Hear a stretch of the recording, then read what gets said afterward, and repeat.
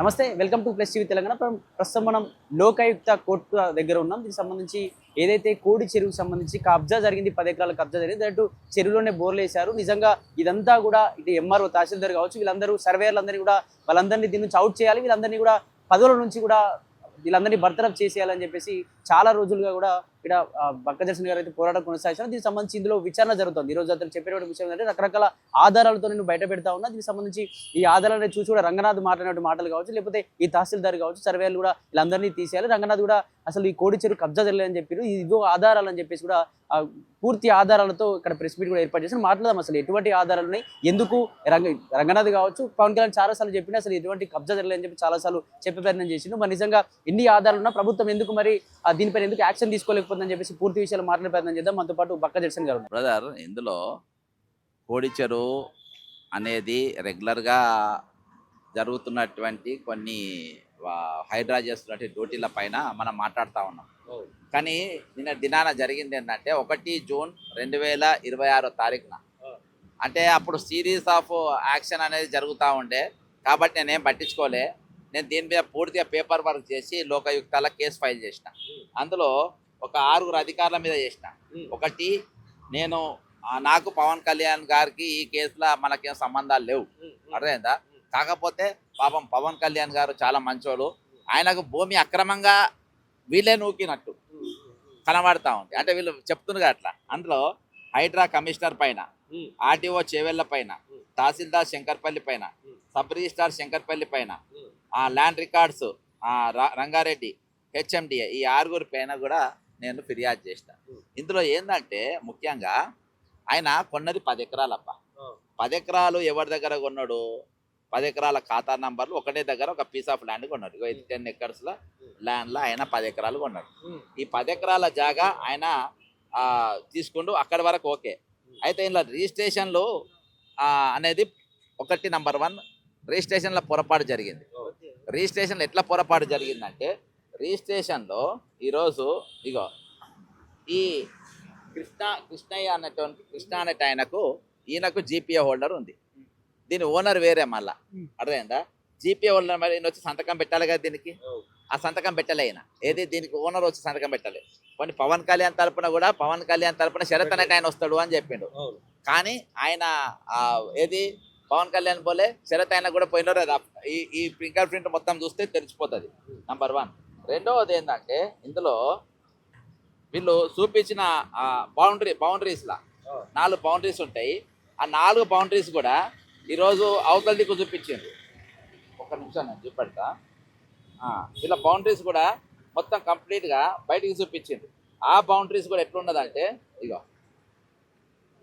ఇది ఉంది కదా, ఇగో ఇక్కడ బౌండరీస్ వెస్ట్, ఇది సౌత్ 684 ఇట్లా చూపించిండ్రు. ఈ బౌండరీస్ వీళ్ళు కొన్నది ఇక్కడ చూపించు కదా. మరి ఇది పార్ట్ ఆఫ్ ల్యాండ్ అయినది. 76లో పార్ట్ ఆఫ్ ల్యాండే. మరి బౌండరీ ఇక్కడ దాకా పోయినప్పుడు మరి లోపల మొత్తం కబ్జా అయినట్టే కదా, అర్థమైందా. నంబర్ 2. ఇంకోటి ఏంటంటే, నా బోర్ వేసిండ్రు. వాళ్ళు ఓల్టా చట్టం కింద నేరం. ఫెన్సింగ్ వేసిండ్రు, అదే వద్దు, అర్థమైందా. ఈరోజు రంగనాథ్ గారు ఏం మాట్లాడతారు, ఆయన బయటకు వచ్చి ఈయన ఇందులో ఏం తప్పు జరగలేదు, జస్ట్ ఫెన్సింగ్ మాత్రమే వేసిండ్రు అని అంటారు. సార్, నేను ఒకటే అడుగుతాను sir, your IPS, your Indian Police Service, public కోసం ఉన్న officer. Your not the personal public relation officer of Pawan Kalyan. నువ్వు పవన్ కళ్యాణ్కు నువ్వు పర్సనల్ రిలేషన్ ఆఫీస్ చూసినావా? రంగనాథ్ గారి నుంచి మాట్లాడితే ఎట్లా వస్తున్నారు పోలీస్ వ్యాన్లు అవి చూపి అన్న, జీపులు అన్నీ చూపి ఎట్లా వస్తున్నాయి. రంగనాథ్ గారి నుంచి మాట్లాడితే పోలీస్ జీపులు, పోలీస్ వ్యాన్లు, పోలీసులు ఏ విధంగా వస్తున్నారు చూడు. అయితే ఈరోజు నేను అనుకుంటా ఇక్కడ డిప్యూటీ సీఎం పవన్ కళ్యాణ్ గారు తెలంగాణ కూడా ఆయన డిప్యూటీ సీఎం ఉన్నట్టుంది, అర్థమైందా. అయితే ఇది ఇప్పుడు ఇక్కడ దాకా బార్డర్ చూపించినప్పుడు, ఇక్కడ దాకా బార్డర్ నీట్గా ఉన్నది చూడు. ఇది ఆయన కాదు, పార్ట్ ఆఫ్ ల్యాండ్ అంటే ఇది మొత్తం కబ్జా అయినట్టే కదా. మరి రంగనాథ్ గారు ఏం కాలేదని ఎట్లా అంటారు? రంగనాథ్ గారు ఏం కాలేదని ఏ విధంగా సర్టిఫికేట్ ఇస్తే, ఒక స్టూడియోకి పోయి ఒక 2.5 గంటలు ఒక స్టూడియోలో కూర్చొని ఏకధాటిగా పబ్లిక్ పైసలు నీకు జీతం ఇస్తారు. పబ్లిక్ పైసలకి వెళ్ళి వాళ్ళ రక్తము చెమటకెళ్ళి చిందించి వాళ్ళకి వచ్చే పైసలతో మీకు జీతాలు ఇస్తారు. ఆ జీతాలు తీసుకొని మీరు ఈరోజు పబ్లిక్ తరఫున మాట్లాడకుండా ఒక దాంట్లో కబ్జా చేసినట్టు వ్యక్తి గురించి నువ్వు ఎట్లా స్టేట్మెంట్ ఇస్తావు? కాబట్టి ఈరోజు సమస్యలు బాగున్నాయి. ఈరోజు నేచర్ మీరు అనుకుంటున్నారు మేము ఏం చేసినా నడుస్తుంది. ఒక గైక్వాడ్ అనేట ఆయన తీసుకొని వచ్చి రాత్రి 8 గంటల వరకు కూర్చోబెట్టింది అబ్బా. అర్థమైందా? తిండి తిప్పలు నీళ్లు లేకుండా 90% బ్లాకేజ్ ఉన్నది ఆయనకు. ఆయన బెదిరించి ప్రైవేట్ ఫోన్లు చేసి వాట్సాప్ కాల్లు చేసి ఈరోజు ఆయన రమ్మన్నటువంటి పరిస్థితి. ఇవాళ చాలా సమస్యలు. నేచర్ అనేది ఒకటి ఉంటుంది, నేచర్ జడ్జ్మెంట్ ఉంటుంది. ఆ నేచర్ జడ్జ్మెంట్లు ఎవరు తప్పించుకోరు. ఇవాళ సందీప్ కుమార్ సుల్తాని అనేటువంటి మీద వేల కంటెంప్ట్ కేసులు ఉండే.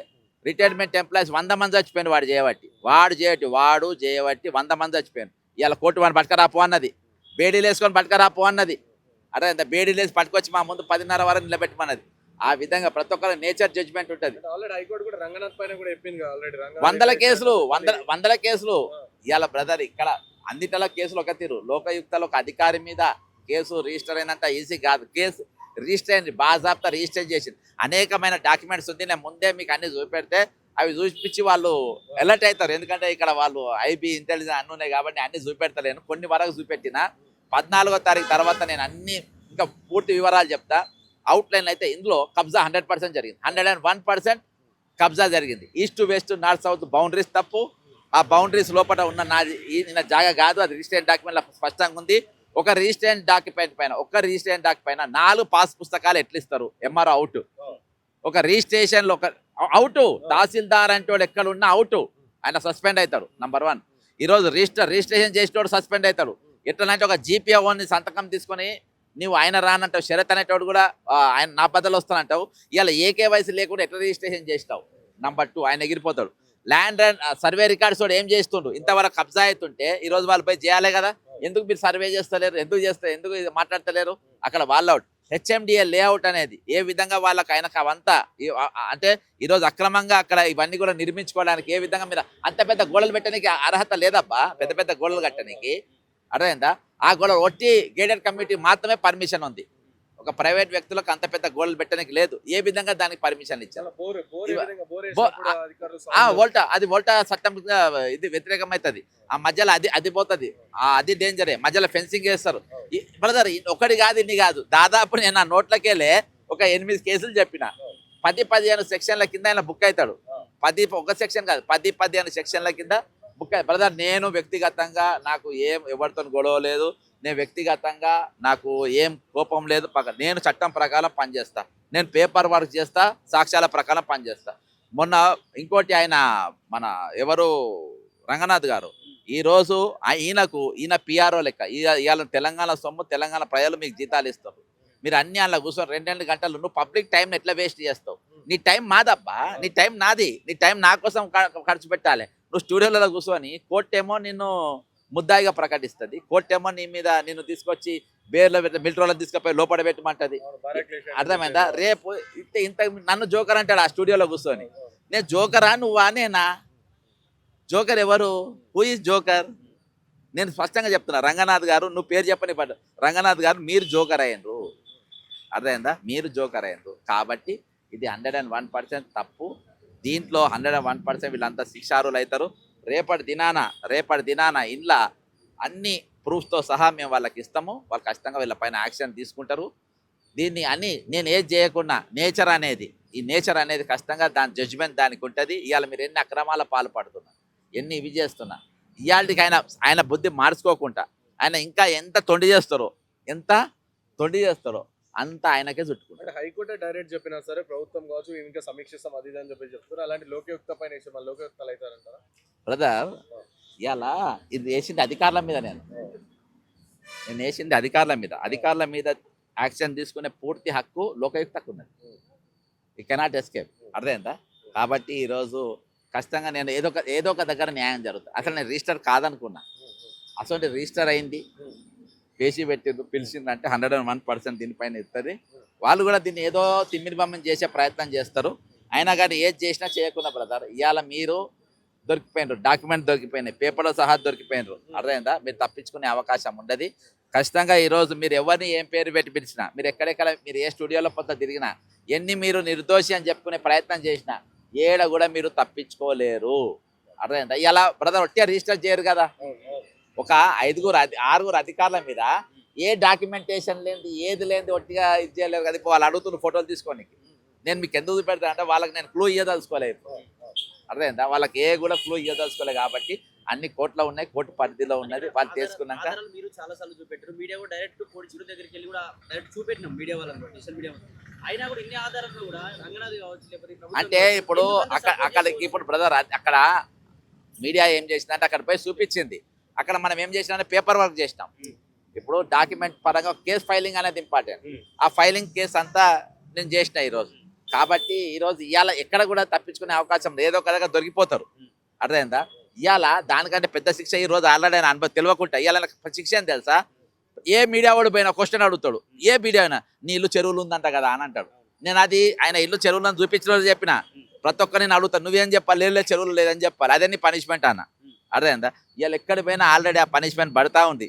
వచ్చే రోజులలో బ్రదర్ నేను ఇన్ని రోజులు ఆయన వ్యక్తిగతంగా ఏం దందాలు చేస్తారు, ఏం చేస్తారు, ఎవరెవరికి ఫోన్లు వస్తారు, ఎవరు నేను ఏం పెద్ద పట్టించుకోలే. ఇప్పుడు పట్టించుకుంటా నేను. ఇప్పుడు బరాబర్ పట్టించుకుంటా.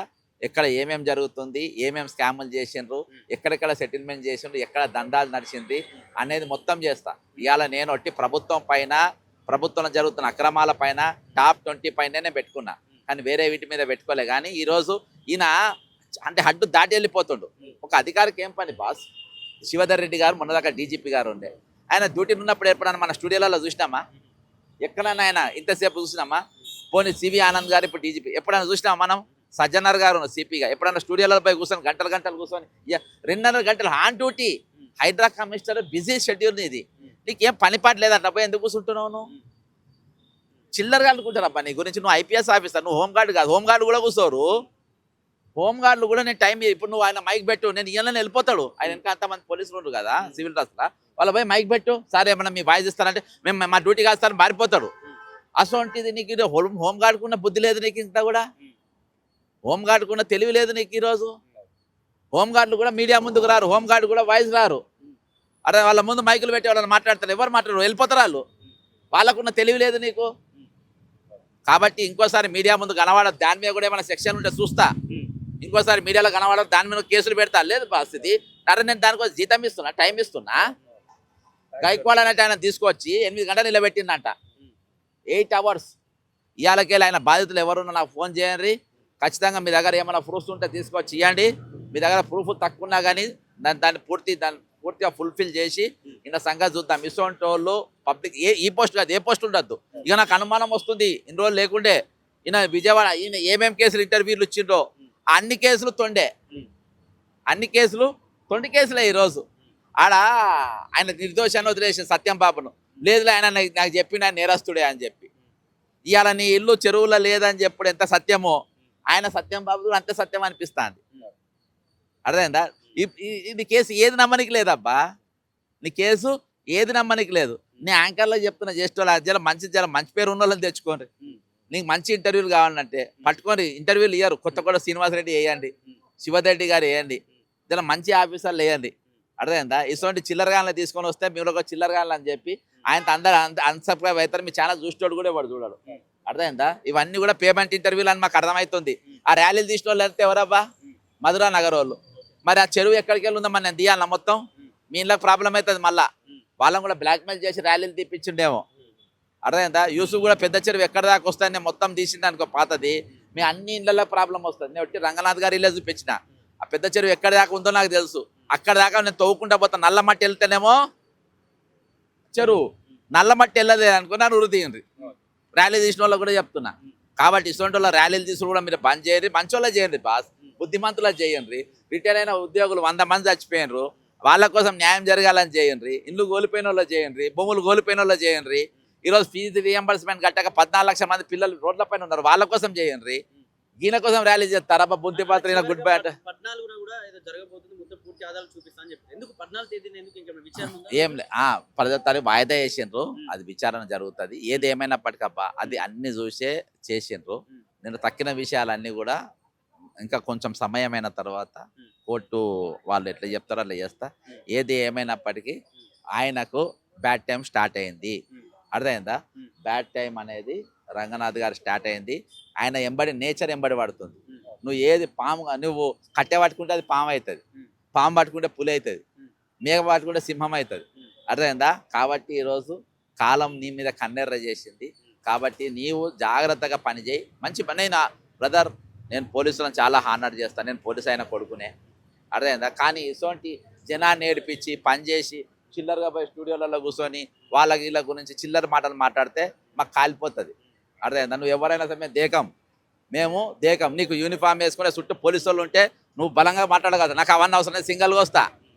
నేను సింగల్గా వచ్చి నీ ఇంటికాడ నిలబడి నీ ఇల్లు చెరువులో ఉందని చూపించిన, అది నేను. నువ్వు అట్లా కాదు, నువ్వు 10 మంది లేని బయటికి రాలేవు, అర్థమైందా?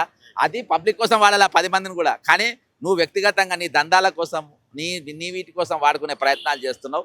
ఇవన్నీ కూడా బంద్ పెట్టేసే. ఇంకోసారి నేను ఒకటే చెప్తున్నా రంగనాథ్, ఇంకోసారి స్టూడియోలలో నువ్వు కనబడద్దు. నువ్వు ఏ స్టూడియోలో కనబడితే ఆ స్టూడియో ముందు వచ్చి మేము ధర్నా చేస్తాము, ఇసొంటితో ఎందుకు ఇంటర్వ్యూ చేస్తుండ్రని. ఇది లాస్ట్ వార్నింగ్, ఇది వార్నింగ్ నేను ఇస్తున్నా. జై తెలంగాణ, అమరవీరులకు జోహార్.